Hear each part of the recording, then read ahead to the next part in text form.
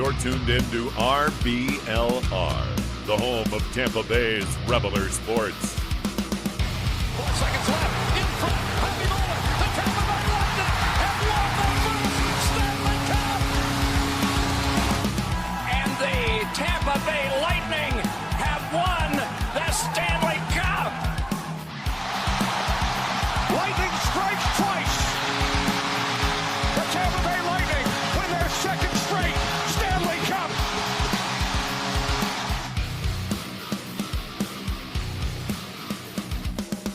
Hello, everybody, and welcome back to RBLR Lightning. As always, my name is Jake Wicker. Alongside me, it's Joe Zamataro and Matt Gannon. Guys, welcome back to the show. We got another action-packed episode. It's been a boring week, if I say so myself. We haven't had Lightning hockey for a little bit. They're in the midst of their long break here, but nonetheless should be a really fun episode. We appreciate everybody tuning in live. I think we're only live on YouTube right now because StreamYard's being a little bit difficult and Eureka's not here to help me out push all the buttons, but more reason to ring that bell so you don't miss out on notifications when we do go live for sure here on YouTube. But first and foremost, guys, how you doing today?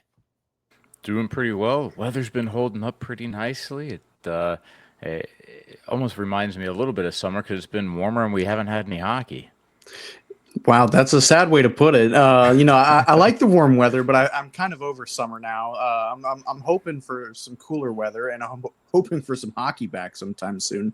This 6-day break feels like an eternity, not the middle of the season, but, pretty close to the middle of the season, getting there.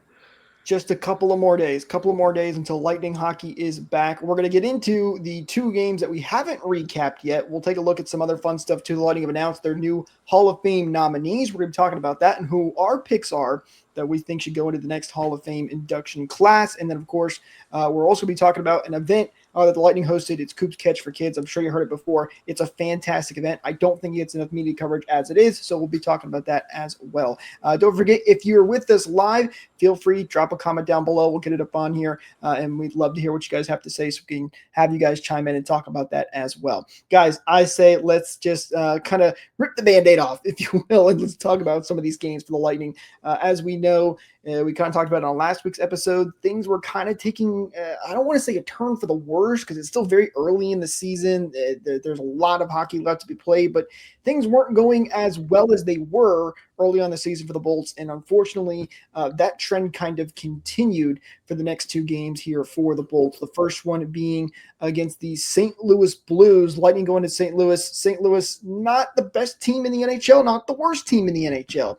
But the Lightning ended up losing this game by a final score of 3-2. The Lightning off to an early lead, 1-0, thanks to a goal from Nick Perbix. Yes, you heard that right. Nick Perbix with an unbelievable goal. But then the Blues kind of run away with it in the later half of this game with them going up 3-1. Victor Hedman eventually does get one back, but the Lightning just cannot complete the comeback and drop yet another game to the St. Louis Blues.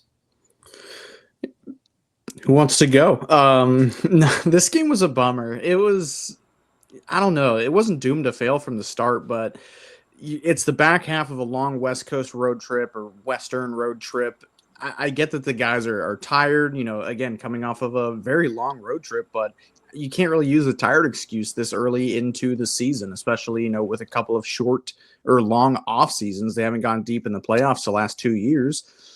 You can't use the tired excuse. I'm not sure what exactly it was, but it was unenthusiastic hockey is what I saw. Relinquishing another lead. It wasn't, a big lead. It was a 1-goal lead, but still an early lead that you just kind of lose in the second period, which seems to be the common denominator for a lot of these games is just giving up in the second period and not having enough gas to make a comeback in the third period. Yeah, there's a Victor Hedman goal in the third period, but it didn't seem like a very competitive game. It just seemed like everybody wasn't really in this game. Their hearts weren't in it. I'm not sure what to attribute it to, but I'm just kind of leaning on, the end of a long Western road trip.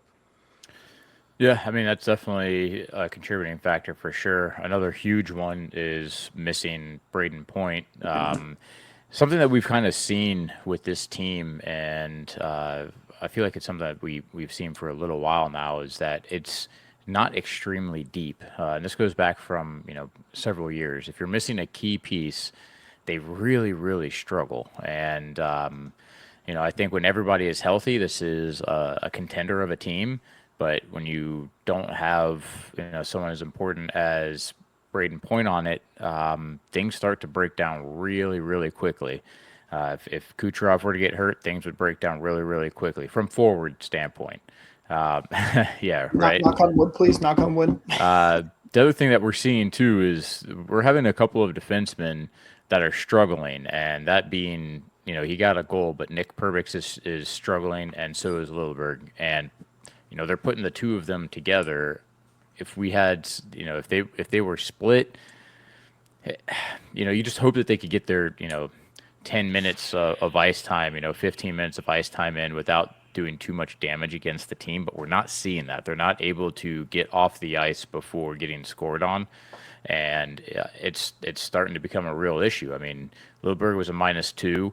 Perbix got his goal, but he was a -2 on the night, and it's really where you're seeing quite a few of these struggles. It's just like those depth positions, and it's things are kind of starting to fall into reality here with this team and where they're shaking out. This isn't a team that's going to win the conference. It's a team that will be fighting for a playoff spot as they look right now.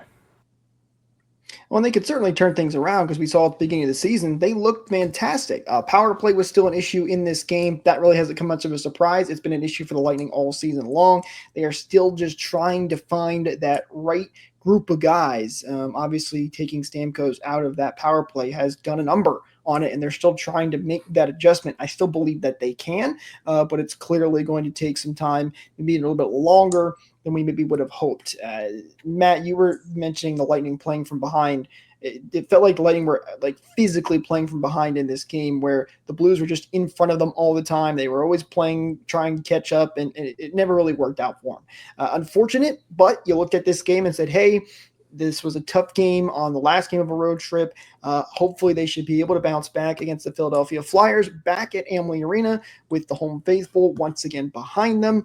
And the Philadelphia Flyers at the time, I believe, were still the worst team in the NHL record-wise, or one of the worst teams. So this is a game on paper that you should no question win. I will say the Lightning tend to play some very, very weird games against the Philadelphia Flyers, off of them going 8-7, 8-6, 7-0. You just never know what you're going to get when the Lightning play the Flyers. This one was another surprising one, not by really much the score, but how the Lightning played. They lose to the Flyers 2-1 in the shootout in this game. So once again, going into extra time, continuing that trend of Lightning Flyers weird games.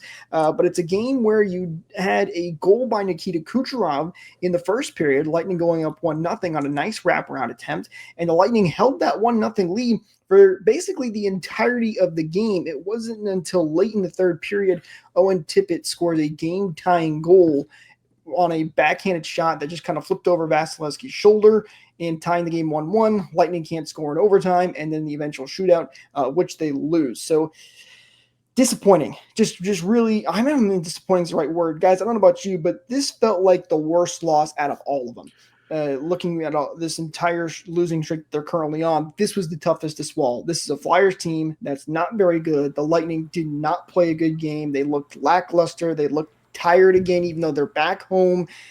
Something just wasn't going right here for the Bolts at all in this game. I'm gonna jump in because I didn't actually watch this game. I saw some of the highlights, and I was gonna watch it. There were highlights. Right.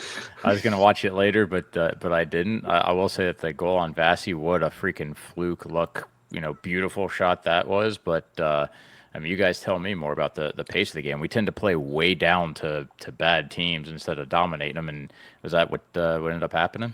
So, Jake, you said it might be the toughest loss, or the loss that hurt the most. But to me, I think it's the worst loss. To me, it's the most inexcusable loss. Like, you're going up against Ivan Fedotov, or Fedotov, however you say it, who is like one of the worst goalies in the league. Not only this year, but last year, his numbers were not good. He's got like a 5 goals against average, or close to it, or something like that. And you made him look like George Vezina out there.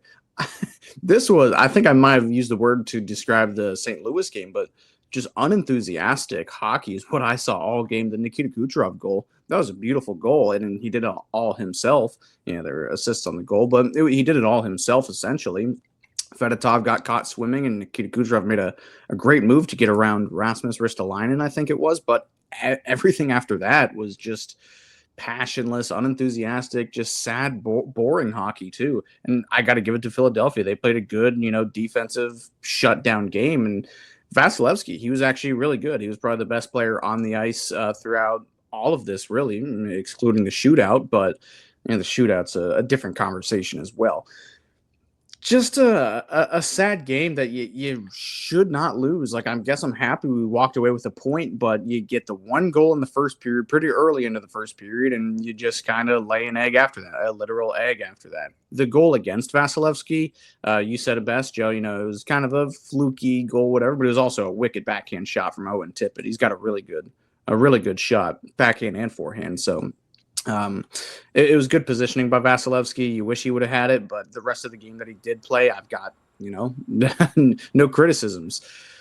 I don't know what this game was, where to start, where to end with it, but just why?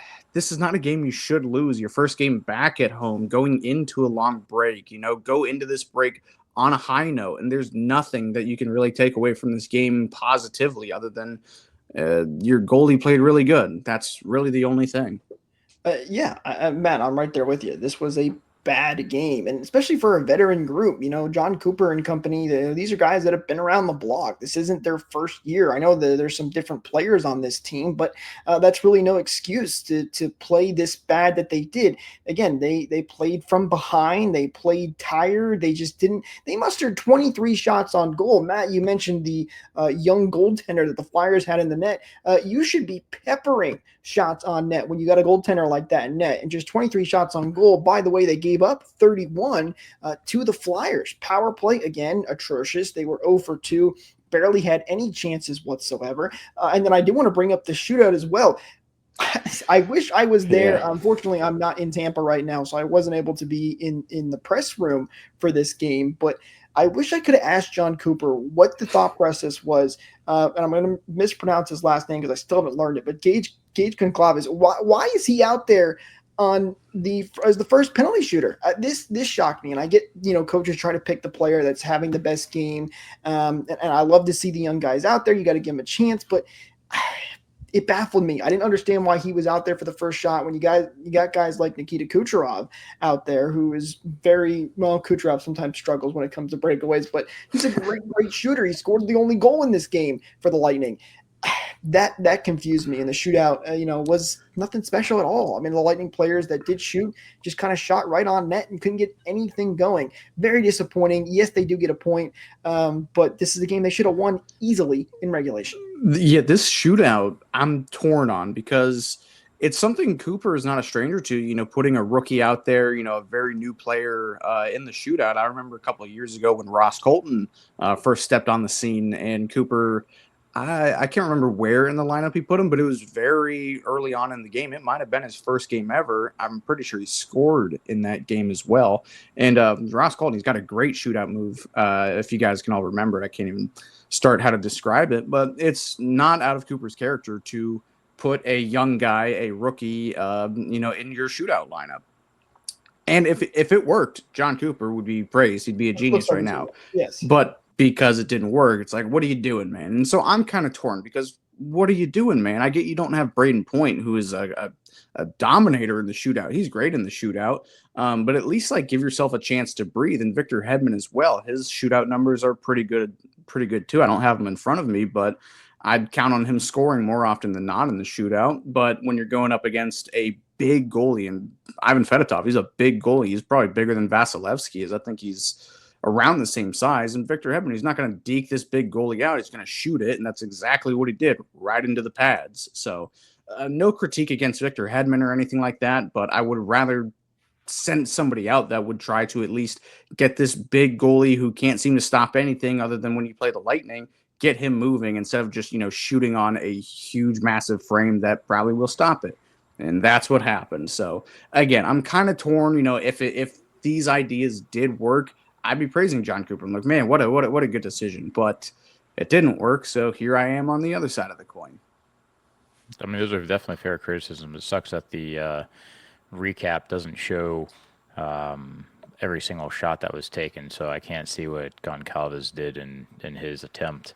And Hedman's got one move. He's got a deceptive release that, like you said, he's if you're a smaller goaltender, maybe you can find that angle, find that sweet spot. But on someone that's large, he really, really has to pick his corner and be accurate, and it's a lot harder than coming in with some speed and making him back up and make a save. He shot low on the goalie though, like right above the pad, below the trapper. I'm pretty sure. I can't find a replay of it, but I remember above the pad. Yes, like he was down in the butterfly, glove was low, and he shot it like right. That's a really, really, really hard place to make a save. Mm. It is. I mean, because the way you go down, if it's just above the pad, you have to reach your arm out there, and also you don't want to get burned by somebody going high. It actually is a really tough spot to make a save.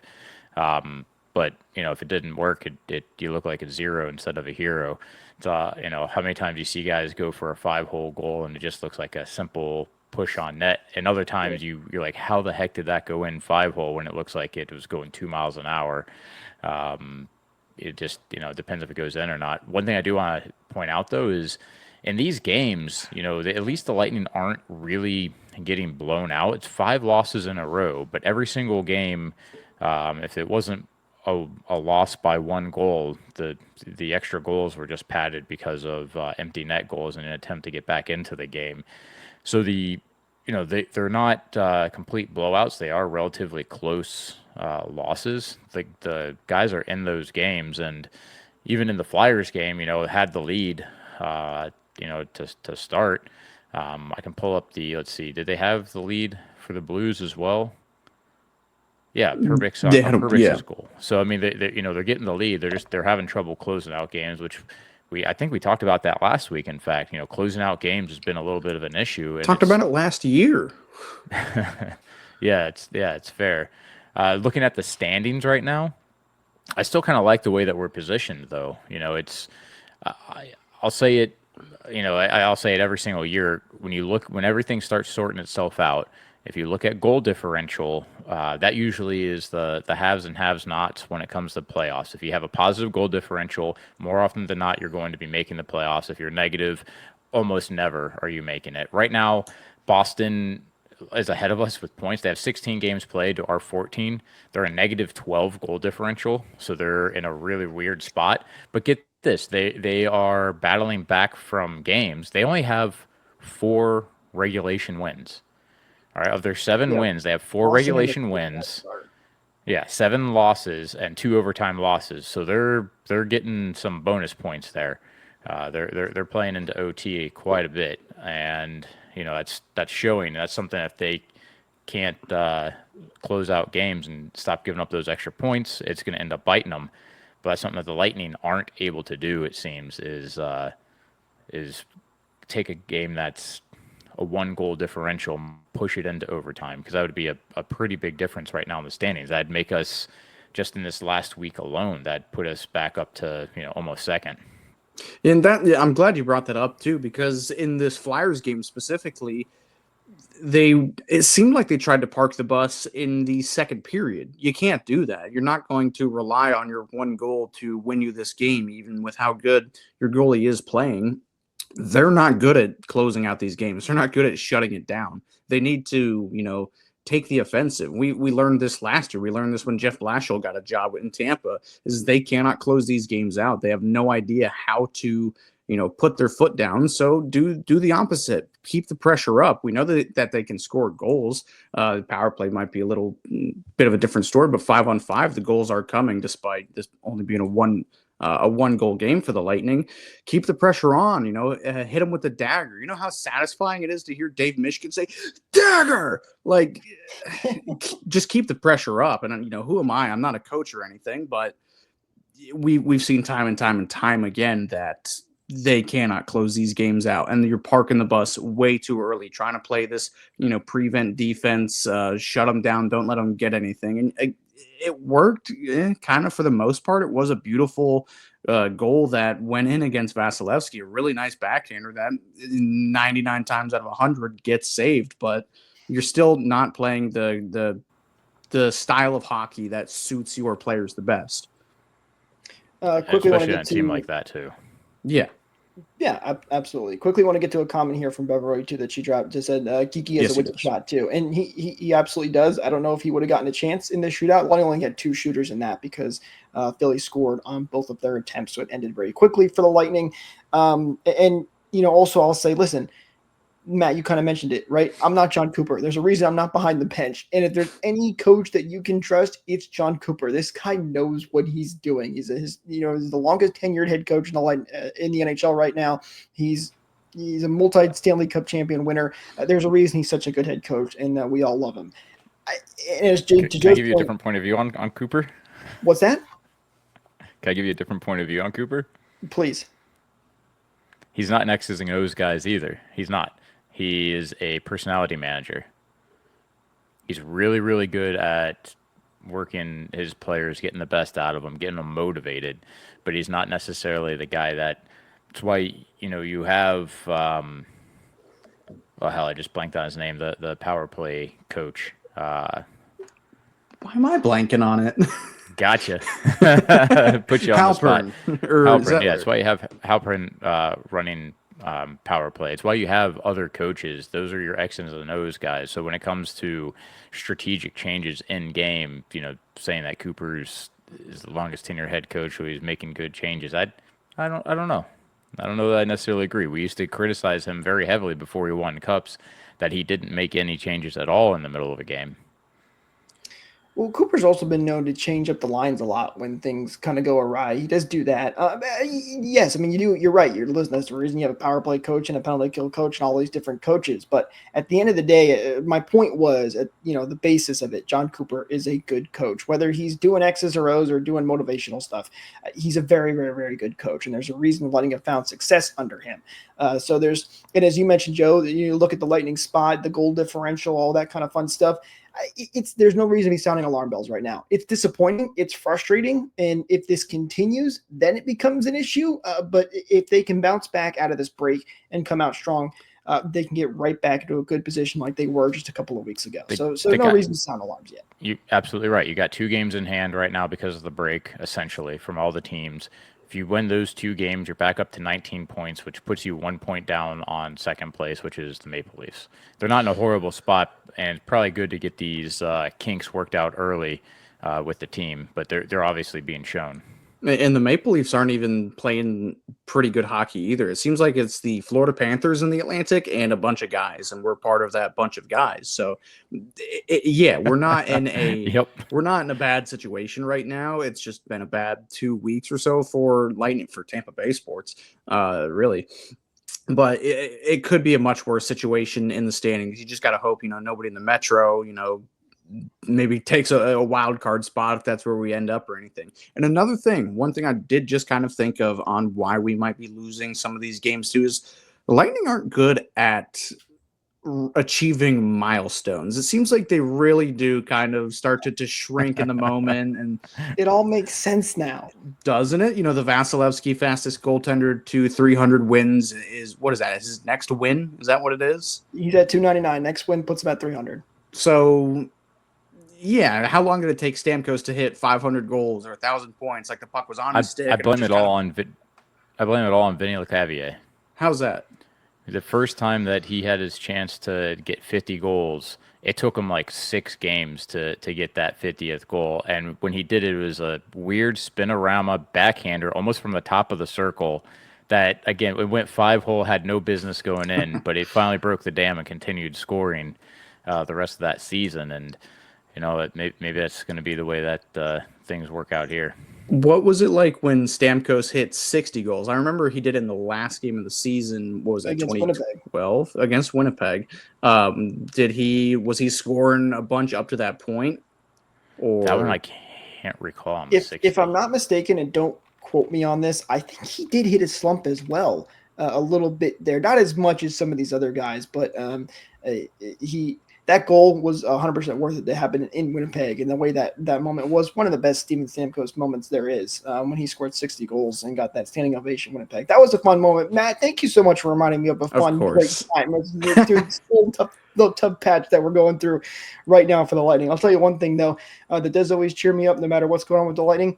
It's headed over to shop.rblrsports.com and checking out the awesome team-inspired merch that we have over there for you guys. Lightning, Bucks, Rays, Rowdies, you name it. Again, it's shop.rblrsports.com. Links, as always, are in the description as well, and you can use code BOLTS to get 10% off your order as well. Look at that, man. You got the $10 bill with the 10% off. Fantastic. I love it. We don't have the graphics. I got to put a 10 somewhere. Unfortunately, I don't know where the button is for the graphic. Again, blame Eureka. He's not here right now, so I don't know where all the buttons are. Anyway, let's get to some more fun stuff and some really cool events that the Lightning have been putting on over this past week, and then we'll get into the game previews and then wrap up from there. But do quickly want to mention this event. I don't think it gets nearly enough media coverage every time it happens. If you go on like the Tampa Bay Times and one of the local news channels, they've got articles written on it, but even still, it just doesn't feel like it's enough media coverage. And that's Coop's Catch for Kids, which is an event he's been putting on. I believe this was the 7th year that he has done it. It's an event where Cooper and all the players and a couple other people as well. Gretzky was there last year. I believe he was here again this year as well. They go out with fishing with some of these kids, and they raise money for cancer research. It's an awesome event for a great cause, and I think Cooper does a fantastic job putting on this event. They had that once again this year, and just wanted to talk about it real quick. It's a great event. My dad actually got to go on one of the boats this year and fish with some of the guys, which was really, really cool. He told me a little bit about that, but it's just, it's a great thing that Cooper does and really gets him involved in the community. Joe, you kind of mentioned how he's a great motivator. He's great in the community too, which you always love to see when a coach can get that involved with their community. I love this event. I love it so much. I'm a big, water sports, boating, fishing kind of guy, and I love John Cooper and the Lightning with every ounce of my body. This is, if I could partake in any Lightning event at all ever, it would be this event. And it's such a good cause, too, with such a good guy. Getting all the Lightning players out there, too. One thing I do want to mention as well, it looks like Kucherov didn't show up in all black this year, so it seems like he's starting to I was going to mention him too. Like, how often do you actually see him smiling in event photos? And he looks like he's having a good old time in the picture that's on the homepage. Must have landed his personal best snook. No, it's such a great event. I'm jealous. I'm glad your dad got to go, Jake. That's really cool. Tell him to put in a good word for me for next year. All right. I'll see what I can do. He was on the Sorelli boat, by the way. It was him. There's a couple other people, him, Sorelli, and Gabby Shirley, who were all on that boat. And from what I've been told, they caught a couple of baby sharks, which was pretty interesting. I don't even know. Damn it. Wait, what? Now it's going to be stuck in my head. Thanks. Okay, anyway, we're going to keep moving on so Matt's ridiculous joke doesn't get stuck in anybody else's head. But yeah, they caught a couple of baby sharks, and then I didn't think they caught a ton of more fishes, but it's an awesome event at the end of the day. And there is a charity thing that goes on a little bit before. Again, there's not a ton of media coverage on it, which is unfortunate, but there's a charity event that goes on where they get a lot of donations, and that's how they raise a lot of the money too. So it would be awesome if they could do like a small, couple minute thing in like recharge for the next episode or something like that. If they could cover it, I know it's not, mass media, NHL covering it or anything, but to show us more of it, at least, us Florida sportsmen kind of guys. I just love it. I get a kick out of it so much. Matt, I need to get to this comment that just popped up, and I'm going to throw up here right here. I cannot believe I'm reading this. Matt, you are a miracle worker. A comment here from Ethan. Matt converted me from an Avs fan to a Lightning fan. He converted me from the dark side. Yes, Ethan, yes. we love it. We're glad you're here as a Lightning fan now. It's a great place. Sorry that we're in a little bit of a rough patch right now that you had to witness that, but that's pretty funny. Yeah, after the Flyers game, it being such a tough loss, I was like, it's okay if you want to go back to the Avs, man. Like after that, whoa. Hang on. Don't jump ship. Stick with us here. It's going to be a lot of fun throughout the entirety of the season for sure.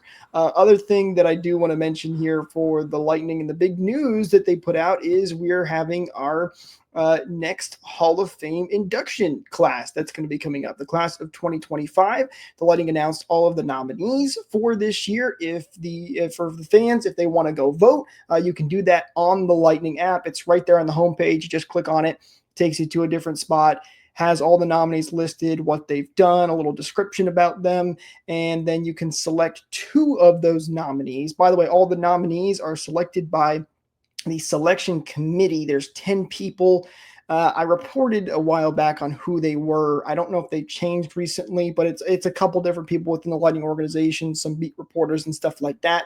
But they select who they're going to put on the nominees, and then the fans vote on the nominees. The top 2 will get inducted to the Hall of Fame next year. And currently it is Phil Esposito, Vincent Lecavalier, Marty St. Louis, Brad Richards, and Dave Andrechuk, who are currently in the Hall of Fame.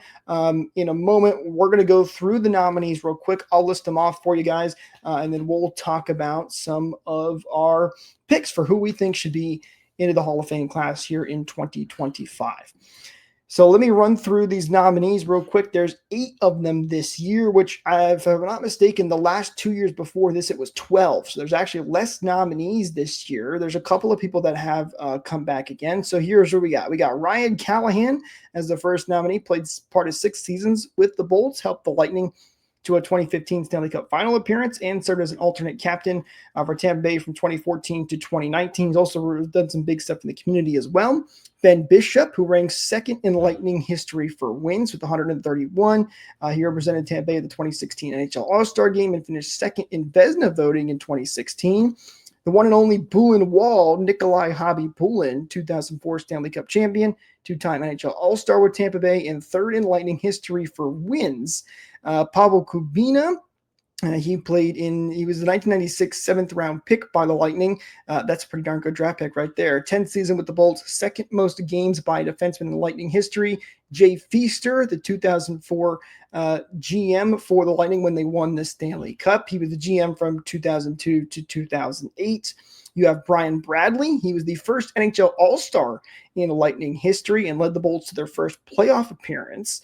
And then Henry Paul, who is the first vice president and secretary for Tampa Bay. He partnered with Phil Esposito to help them first get into the scene when they came on as an expansion team. And then finally, Rick Peckham, Lightning play-by-play announcer for over 24 years.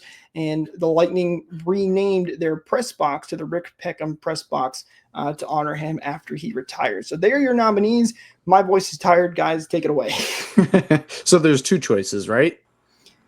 Or Correct. 2 Those inductees. are the 8 nominations, and fans can pick 2 of those 8 to vote on.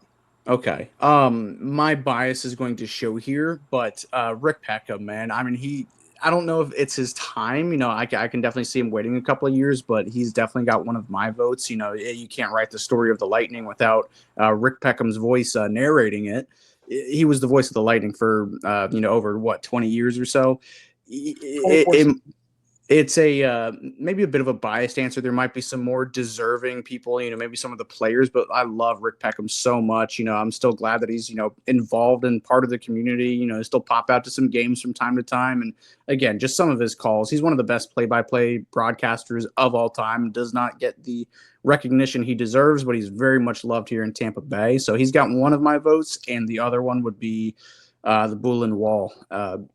Ben Bishop is a good choice, but you got to put Hobby Bulin in before Ben Bishop. It only makes sense. I can't go on about Hobby Bulin as much as I did about Rick Peckham there, but it only makes sense. And there is no right answer. All of these are great choices, but those are my 2 picks.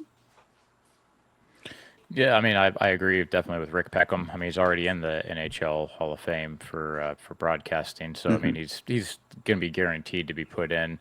And I mean, I also agree with going with more like institutional people. That's why I'm kind of torn between Henry Paul and Jay Feaster as my second pick. I think I would go with Feaster because that's a little bit more relevant to me personally. Just the timing of when I started watching and then building that first Stanley Cup team. And I mean, he was I don't know, he was a big part of the Lightning for a while there, to help transform that team, make sure that we had something entertaining to watch. And he, 2004 NHL Executive of the Year isn't too bad to put on your resume either. So that would be my two picks. In terms of players, I kind of like the idea of pushing them off till later because they're relatively younger compared to some of the guys that are I don't want to insult Rick Peckham by guessing his age, but he's getting up there in years. So let him have the accolades a little bit sooner and let some of these players wait a little bit. But I mean, all these people have played pretty strong roles, and listing Kubina up there is a funny one because I tend to forget how he played for 10 seasons with the Bolts, but it was in two different stints. So how long that period of time was from 1997, he got 10 games in. Then he played until the 05-06 year, so he won the Stanley Cup with them. Went to the Leafs and Thrashers for a few years, then came back in 2010. Played in 2010, 2011 with them. So that's a long time to have your number dedicated to for being a Bolt. I'm right there with you guys on the clean sweep for Rick Peckham. You guys know Rick Peckham is one of my idols. I love Rick Peckham. He's a fantastic announcer. And I basically just repeat what Matt said. He was amazing. It's a no-brainer. Rick Peckham was actually on the nomination list last year, but did not get it. So I think he's a shoo-in this time around. And then for my second pick, I kind of been bouncing back and forth. I believe when I voted, I did vote for Nikolai Hobbs-Bulin. I'm a little biased there. I was a big fan of Nikolai Hobbs-Bulin. He was my favorite goaltender watching the Lightning, and he was a big part of that Stanley Cup. Obviously, the first Stanley Cup, it doesn't really happen without him. But, Joe, I do think you make a good point. When you look at a guy like Jay Feaster, who kind of shaped the Lightning in those years to help them bring that first cup, I think that's a great pick. And as you guys have both kind of mentioned, right, there's no bad picks here, really. Anybody that goes in, and keep in mind, too, like Rick Peckham, for example, he was a nomination last year, didn't get in. These guys are going to eventually get in, if not all of them. There would be like one or two that maybe never get it. Like, this is the third time, I believe, Henry Paul has been on the list. He was on the first one, the second one, and now this one. And I think it's tough for him because most people, when you ask them, do you know Henry Paul? They don't. He's not a big figurehead in the Lightning organization and is not that well known. So he's a tough one. I don't know when he may get a good chance to get in. He's definitely deserving. But man, my picks are Rick Peckham and Nikolai Hobbs-Bulin, but you could definitely go Jay Feaster as well. That's not a bad pick either. Andre Waugh was snubbed. Well, that was my next question, Matt. Was there anybody that you thought was left off of the nominee list? Now they did kind of dwindle it down a little bit. The last 2 years, I think 12, if I'm not mistaken. So, and again, you'll get more nominees as seasons go on, and the Lightning, get older as a franchise. But is there anybody that jumps to your mind for you guys that was left off? Joe has got he's smirking on his face right now, so I can't wait for this. Well, now that his career is essentially over, Steven Stamkos should be on the ballot. Ba-dum! Dang! All right, so we're just going to Oh, wait, no. Well, I mean, it's been interesting. That was crazy. Steven Stamkos' time will come for when he is officially done with his career. Bogo. The Predators, oh boy, man, that is – you think the Lightning have it rough right now? The Predators have it rough right now. The things are not going well over there in Nashville. But, Matt, anybody that you think was left off the list maybe? Bogo. Okay, you both got it. Kick me out. Bogosian. I don't think he's one that would get on anytime soon. He'll be in the real Hall of Fame. It's okay. No, he's a Jake, great that was player. He's a that great was going to player, be not a Lightning Hall of Fame. But there are your nominees. Don't forget to go out and vote. By the way, I did forget to mention that one fan who votes through the app, because they have you put your name and your email once you vote, they will win tickets to the nomination ceremony and the Hall of Fame game as well, lower level tickets. So go vote. Why not? You get to choose. You can go to the Lightning Hall of Fame and you can win some tickets for a game and for that ceremony, which is an awesome ceremony, by the way. You can buy tickets for that for general admission as well once that comes around. It's a really cool, fun thing to do. So go out and go vote for a fun thing for Lightning fans. All right. let's look at the road ahead here for the Lightning. I've mentioned still in that long break right now. The next game for the Lightning is going to be on Thursday, which will be at Amalie Arena against the Winnipeg Jets at 7 p.m. Eastern. This is a big game. The Jets still the best team in the NHL right now. They are cruising right along. It doesn't seem like anybody can stop them. The Lightning did play the Jets once already this season. Tough loss to them. Kind of got out of hand when it comes to empty net goals, but the Lightning did kind of play them close. And then you have the New Jersey Devils on Saturday, the 16th at 7 p.m. Eastern, again at Amalie Arena. And then we'll be back for the next show, and we'll look at the next week ahead. So 2 games coming up this week, guys. Winnipeg Jets and the New Jersey Devils. Man, what a way to come out of a break. We already know how terribly we play coming off of a long break, and the reward we get is the 14-1 Winnipeg Jets. What a life we live. That's great. And then New Jersey, all I can do is pray for another, 8-5 game or something, we can pull out of our hat like that. So, no, I mean, this would be the best time to respond, show the league, show the division, who Tampa Bay actually is. This, 5-game losing streak, a lot of these were underperforming, fluky, whatever you want to call it. So what a way to, come back out, show some effort, show some passion, was the word I was using earlier, to come out and beat a dominant white-hot Jets team. That'd be a crazy way to, bust your slump. And then, New Jersey, they're kind of all over the place right now. So I'm not sure what to expect with that game, because last week I said these are 2 games you should win. We lost them both, so I'm not going to do any of that here. I think we might have lost Joe there. Hopefully, for a second. Coop's been bag skating these guys for the past week. Build up there and. Am I coming through? Yeah, kind of. You're there. I'm there. All right. I'd say hopefully Cooper's bag skating them for the past week, and they come in with some better skating, better legs, and have a Jets team that's a little bit tired. But I don't like the odds against that first one. The team never does well with the week off, and I'm usually not a pessimistic type of guy, but it's just this feels like an uphill battle right now. It doesn't. They need to change something. Hopefully, this week of rest will be the change, and we see it on Thursday.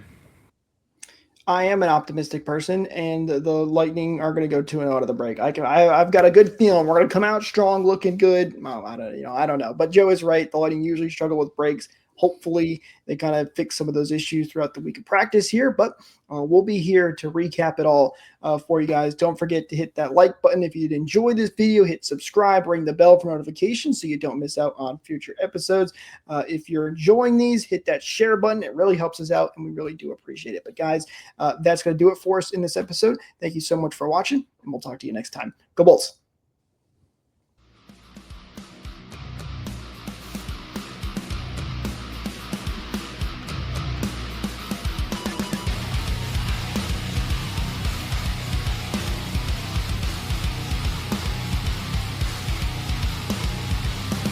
Thank you for tuning into this presentation by RBLR Sports. On your way out of the stadium, please remember to like and subscribe.